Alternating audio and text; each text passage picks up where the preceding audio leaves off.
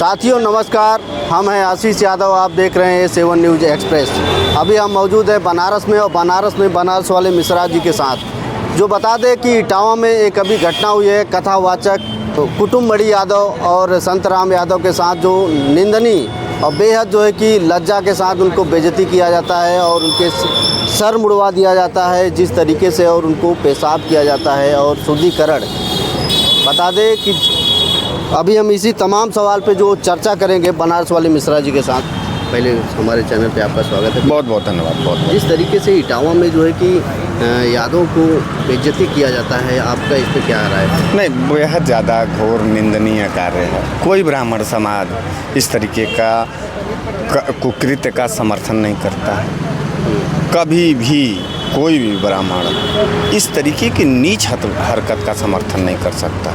और सबसे पहली बात मैं आपको बता दूं कि पूरे देश में इस बात का प्रयास किया गया कि जिस तरीके से पूरे उत्तर प्रदेश में समाजवादी पार्टी के राष्ट्रीय अध्यक्ष श्री अखिलेश यादव जी का अपार समर्थन हर जाति बिरादरी धर्म और मजहब के लोगों का मिल रहा है, उसमें ब्राह्मण समाज का भी उनको समर्थन बहुत तेज़ी से मिल रहा था।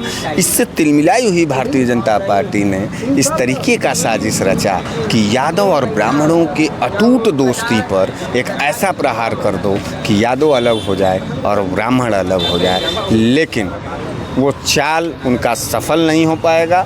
इटावा में जो लोग ने भी इस काम को किया है, उनका अगर मेरा दावा है कि अगर उनका आप निष्पक्ष जांच करा दीजिए तो वो सभी लोग जो शामिल थे वो भारतीय जनता पार्टी से जुड़े हुए पाए जाएंगे। और ये साजिश के तहत मणि यादव जी का अपमान किया गया है, और जिसके लिए मैं पूरे देश के यादव बंधुओं से हाथ जोड़ करके क्षमा मांगता हूँ और सर्व महसूस कर रहा हूँ कि हमारी जाति में इस तरीके के कुछ राजनीतिक गिद्ध भी हैं कि जो सिर्फ और सिर्फ भाजपा को कुर्सी पर पहुंचाने के लिए वो अपने अटूट दोस्ती, अटूट प्रेम, अटूट विश्वास वाले रिश्ते को, यानी यादव और ब्राह्मण के रिश्ते को भी कलंकित करने से पीछे नहीं गए। तो ये भारतीय जनता पार्टी का साजिश था, और पूरे देश के यदुवंशियों से मैं हाथ जोड़ करके क्षमा मांगता हूँ इस कुकर्म को लेकर के, इस कुकृत्य को लेकर के। और इसके बावजूद भी अगर यादव समाज संतुष्ट नहीं होता तो पूरे देश में मैं सबसे पहला ऐसा ब्राह्मण हूँ जो अपना कदम आगे बढ़ाता हूँ और अपने यदुवंशी साथियों से हाथ जोड़ करके अपील करता हूँ कि आपके इस अपमान के खिलाफ मेरा सर हाजिर है।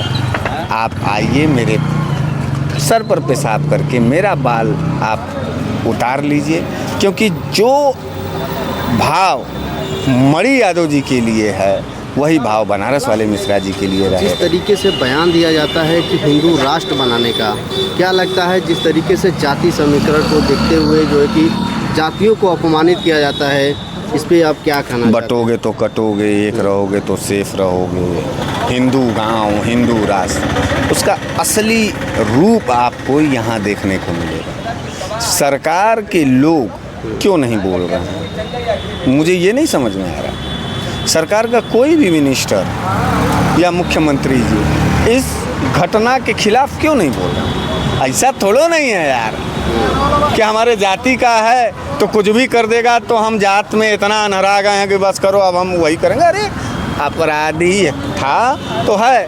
विकास दुबे को मारने के बाद पूरे देश के ब्राह्मणों ने ये कहा कि नहीं, वो अपराधी था, उसको ब्राह्मण के नज़रिए से नहीं देखेंगे। उसी तरीके से जिन लोगों ने मणि यादव जी का ये अपमान किया है, पेशाब करके उनका बाल उतारने का काम किया है, उसी तरीके से पूरा ब्राह्मण समाज इस बात को भी कह रहा है कि नहीं नहीं, वो ब्राह्मण कर्म नहीं है और वो ब्राह्मणों का ये कर्म नहीं हो सकता है। तो वो उनका नैतिक और निजी सोच था।